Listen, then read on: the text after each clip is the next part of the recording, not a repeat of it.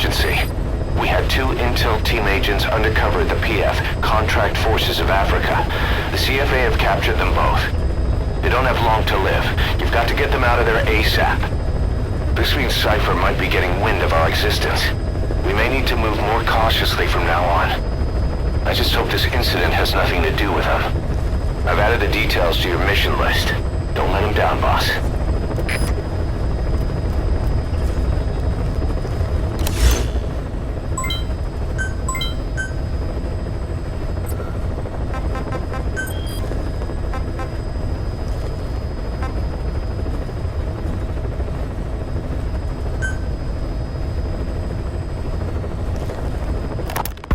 You called that thing Sahelanthropus.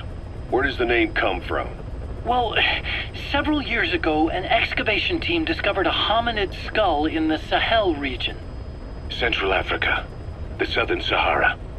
Cypher gave the specimen the name Sahelanthropus, Man of Sahel. And then they covered the whole thing up. Why? They probably wanted to monopolize information about human evolution to have a head start in their genetic research. At least, until they had an idea of what they'd found. It was that big of a discovery, huh? Sahelanthropus was a gracile hominid, estimated to have lived about 7 million years ago. What's significant about it is how its skull's foramen magnum faces down. In other words, its spinal column supported its head from underneath. It stood upright. Right. Which would mean Sahelanthropus walked upright 3 million years before Australopithecus, making it the world's oldest human species. Walking upright. I get it. Hence the name Sahelanthropus for your machine. Walking upright was the decisive difference between our ancestors and other anthropoids. Our brains could get heavier once they were supported by the spinal column. That led to the use of tools and the development of complex communication through language. Only man is capable of this. My creation will be the progenitor of all bipedal weapon platforms. And you did this for Cypher? No, not at all. Sahelanthropus is the best proof that I never betrayed you guys. What do you mean? The reconstructed Sahelanthropus skull looked exactly like the skull we used as our logo 9 years ago in the Caribbean. An army without a nation. Outside the world order. The design was based on Pangaea, the supercontinent that existed 250 million years ago, right? Yeah. When the world was a single landmass. That concept's at the source of our strength. I felt the same way about Sahelanthropus. Sure, I was forced to build it under their orders, but I always wanted to put its technology back in our hands someday.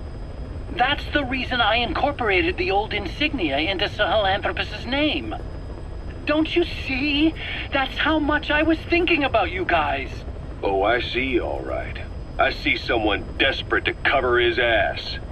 You can say whatever you want after the fact. But that skull also symbolizes somebody else. Skullface. Snake, you finally came. Just don't record this, okay? I'm not recording anything. What's this about? What I'm about to say stays between you and me. It's about the weapon to surpass Metal Gear. You know a researcher by the name of Clark? He works in the biotech industry, real advanced stuff. His area is bioengineering, but lately he's also gotten into genetic research. Never heard of him. Well then, what do you know about cloning? I think I've heard enough. Hold on, this is important. Cloning lets you create a genetic copy of an organism. You take the nucleus of one of its cells, and you swap it with the nucleus of an unfertilized egg from another member of the same species. They started out working with plants, but since then they've had success with other organisms, including mammals. It's a hot area for a lot of places right now. Corporations, universities, research groups. There's no shortage of scientists out to get famous and patent their work, with morality taking a back seat. Isn't that a little outside your field? It's got nothing to do with my research, but I thought it might be of interest to you. cloning, and Dr. Clark, I mean. Go on. Now, this is really highly classified stuff, but I've heard that an American biotech company has successfully cloned a human being. What's more, it happened over 10 years ago, and the researcher behind it was Dr. Clark. You've really never heard of him? I don't meet many doctors. This Dr. Clark is a complete ghost, even to others in his field.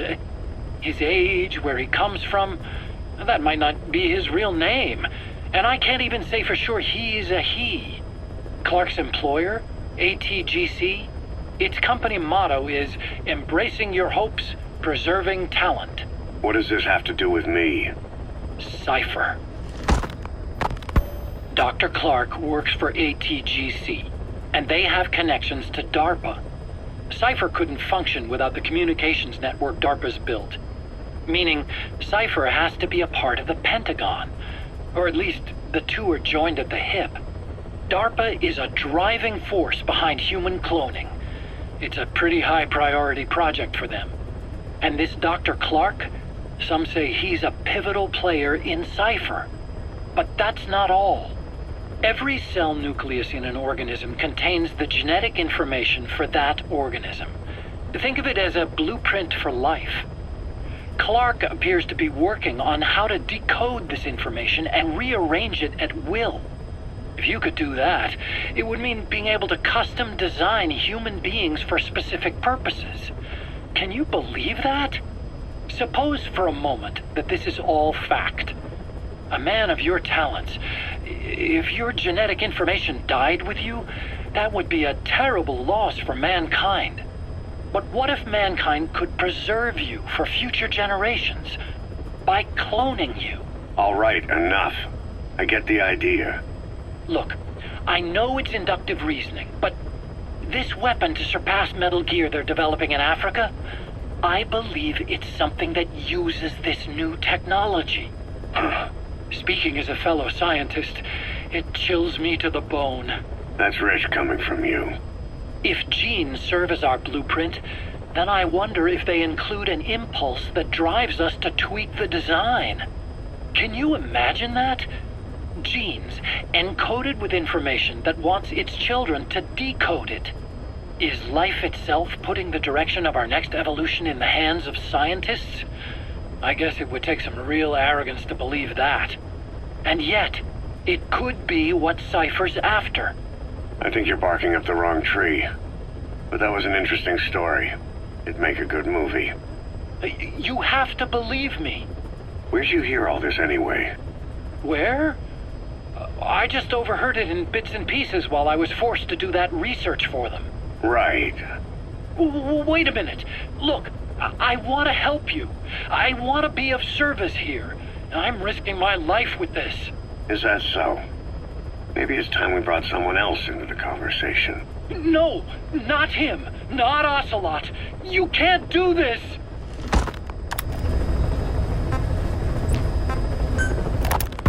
Boss, I have the report on that cargo we stole from Cypher's truck. The PF was transporting two things. The analysis of that malachite has come back first. Naturally, the main compound is copper. There's also a small amount of cobalt.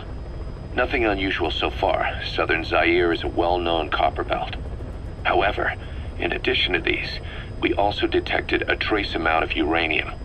The content percentage, though, is too low for nuclear development. It most likely came from Shinkalobwe mine. That's where the uranium in that area comes from.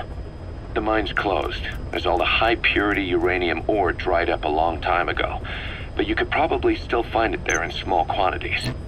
That said, there are plenty of other uranium mines that are in operation, like in Niger, Namibia, South Africa.